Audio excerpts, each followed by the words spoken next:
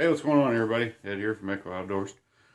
A few days ago, in one of our Facebook groups, a friend of ours shared a story. He actually did a little bit of a video on it and stuff, where he went out on a fishing trip the other day, and he kind of got turned around and got kind of lost out in the woods. He made it out okay. Everything was fine. It didn't turn into a bad situation or anything, thank goodness. But it got a lot of people talking about land navigation, like navigating and stuff like that. And a lot of people were talking about it, and a lot of people said, they weren't very good at it. It wasn't wasn't a very strong skill set that they had, stuff like that. So it kind of prompted me to want to do this little series of videos that I'm going to do here about land navigation, compasses, using compasses, map reading, stuff like that. Some things that you guys can do to try to keep from getting lost, and things you can do if you find yourself lost, things you can do to get out of a potentially bad situation. So I plan on doing these videos later on down the road, but that situation that just came up, and a lot of people asking about it and talking about it, I kind of decided to just, let's go ahead and do it now, I guess. Probably wouldn't be a bad idea. As far as land nav goes, I would say that's a skill set that I feel pretty comfortable with. I learned how to land nav while I was in the Army. I kind of knew a little bit about land nav before I joined the Army, but being in the military, I really learned a lot about land nav. Really learned how to do it well. It's one of the things they kind of pounded into us is, map reading and land navigation, stuff like that. So I'm going to pass on to you guys what I do. Most of it's pretty textbook stuff out of, survival books, military manual, stuff like that. But I'm just going to show you guys, teach you guys a little bit about, how to read a map. We're not going to get crazy about map reading, just some basic stuff. And I'm going to teach you guys about compasses and how to navigate, how to use all that put together, and get to where you're going, get out and enjoy things, and get back safe and sound. And again, like I said, worst case scenario, if you find yourself lost, I'm going to show you guys some things that maybe will help you get out of there and get back home safe and sound. So just in this video though, because like I said, there's a lot of stuff I can do on land now. I mean, I can take up a lot of time and videos and stuff. So I'm going to kind of break it up into quite a few different videos. I'm going to show you a few different things that I use. I'm going to show you like maps, compasses, stuff like that. And then I'm going to, do a video on each one. And then I'm going to kind of put everything together. You'll see how it kind of fits together.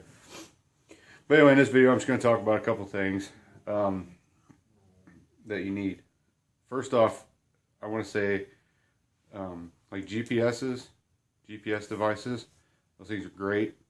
They make life super simple, a lot easier. It's new age technology. A lot of people don't like the new ways. They're hardcore, old school or old ways, and then you got your new ways people. I'm a little bit of both. I like traditional ways. I like modern gear, whatever the case may be. But anyway, GPS is great tool. Awesome thing to have with you. I suggest getting one. I don't use one. It's because of the simple fact that, for one, I don't want to spend the money on one. And two, I prefer doing it this way, okay? I look at it as like, GPS is great. It makes life really simple and easy. But just like with any other electronic device or new age technology, it could fail, say you got a GPS and the batteries go dead. You don't have any other batteries. You drop it in the water, it shorts out, it's fried. You got it in your pocket. You take a spill downhill and it smashes on a rock and it's broke. Now you don't have your GPS. Now you're in big trouble. So like I said, if you want to use GPS, by all means use GPS. But I think you should still have somewhat of an idea what you're doing without it, just in case you would have to rely on this way of doing things instead of the GPS.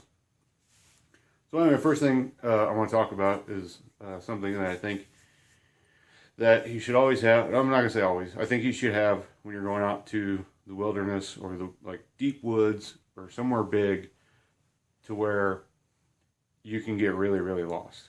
All right, and what I mean by that is, like, I go out to my local lake. You know, there's a little town lake here.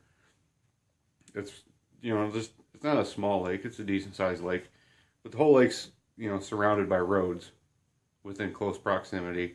There's a couple houses on the lake. You know, the roads are relatively, you know, traveled quite a bit. So if something were to happen and I were to get lost trouncing around in those woods out there, it wouldn't be really hard for me to find my way out.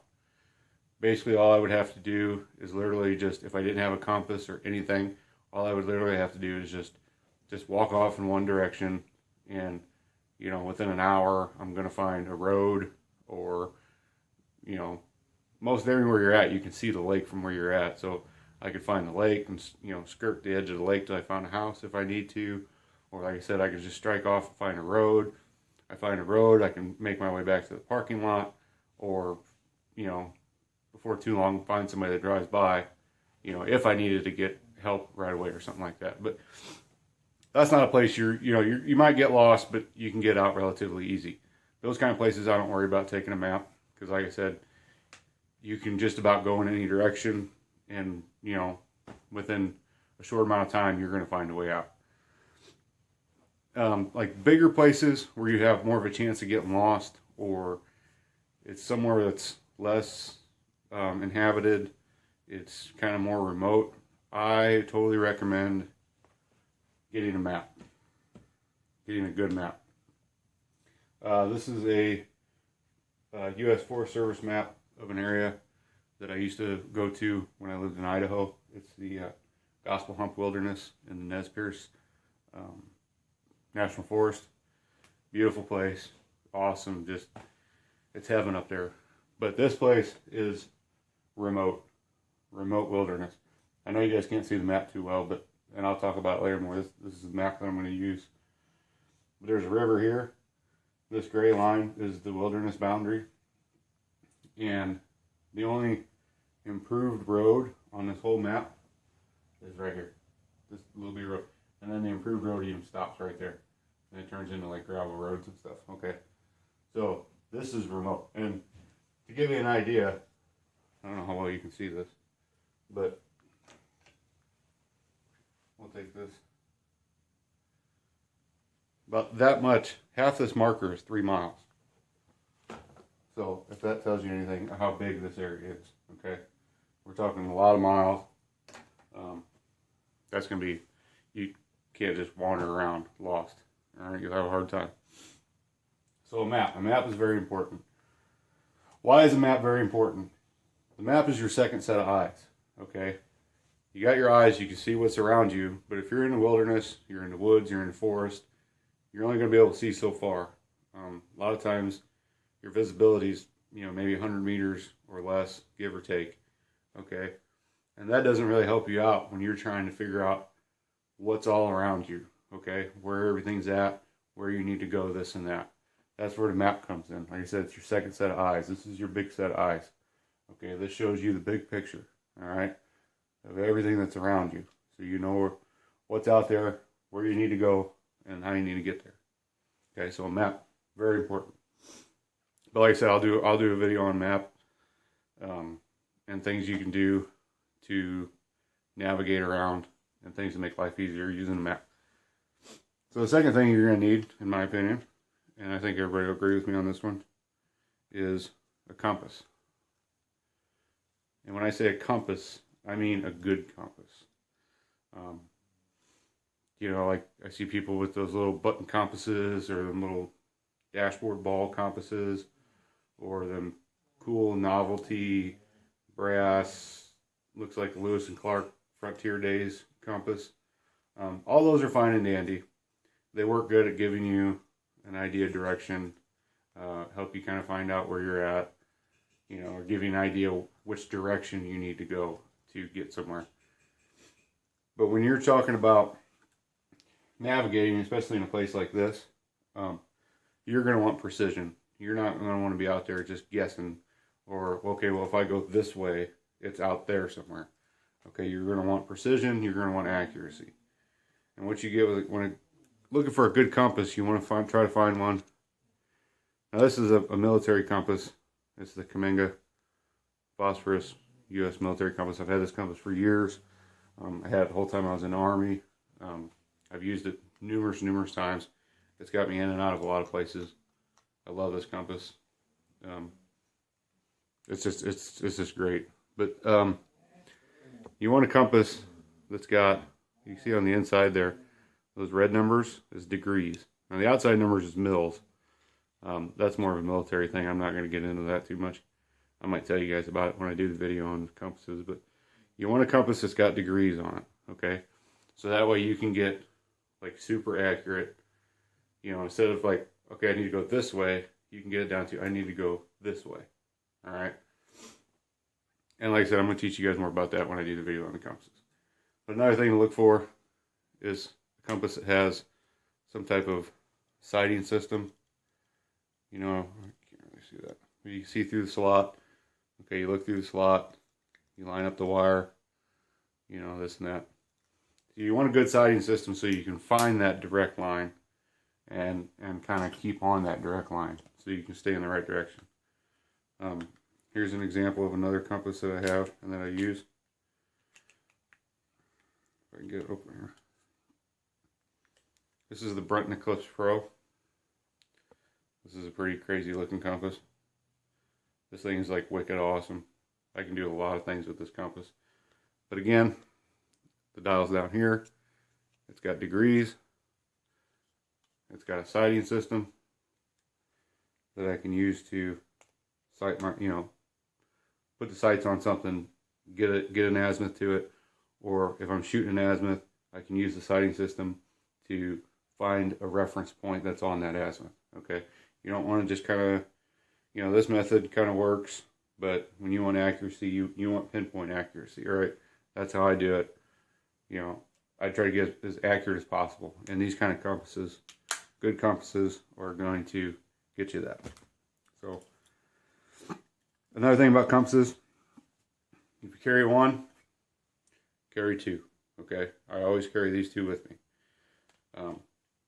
You know, for multiple reasons. If something happens, I lose this one, or it breaks, or whatever might happen, I got another one. Another reason, that friend of ours that got lost, he had two compasses, and he found out the exact reason why you carry two. In my opinion, I think it's the main reason. Because say I'm using this compass, I'm out, I'm walking around, oh shit, I'm lost. Okay, let's go this way, you know, and then, oh shit, now I'm really lost. Oh man, how did this happen? I know what I'm doing. It could have been me, right? I'm not going to blame myself. It must have been a stupid compass. This thing's junk. Stupid compass got me lost. Well, then you lose faith in your compass. And if you lose faith in your compass, you're in trouble. So what you do is you got your compass that you think is junk. And you take your other compass and you check, okay? Put them next to each other, check, okay, well, they're both pointing in the same kind of general direction. Take one, shoot an azimuth with it, alright? Shoot an azimuth to the same object with the other one. If they're both the same, then you know it wasn't the compass, you know it was you. And it could have very well been the compass, you know, you could have broke it or something like that, but 9 times out of 10, it's not the compass. It's the person. And people make mistakes. I'm not knocking anybody. I've been lost before. Everybody gets lost, you know, at some point in time. All right, but it's how you need to know how to get your way out. And how to get out, you don't want to lose faith in your compass. Okay? You gotta trust this thing. Okay? So to be able to trust one, it's good to have two. Like the old saying goes, 1 is none, 2 is 1. 2 is 1, 1 is none, however they say it. All right, the last thing I want to talk about real quick, I just want to show you guys, I think is a important part of land nav and getting around out there is, boom, my Ranger beads.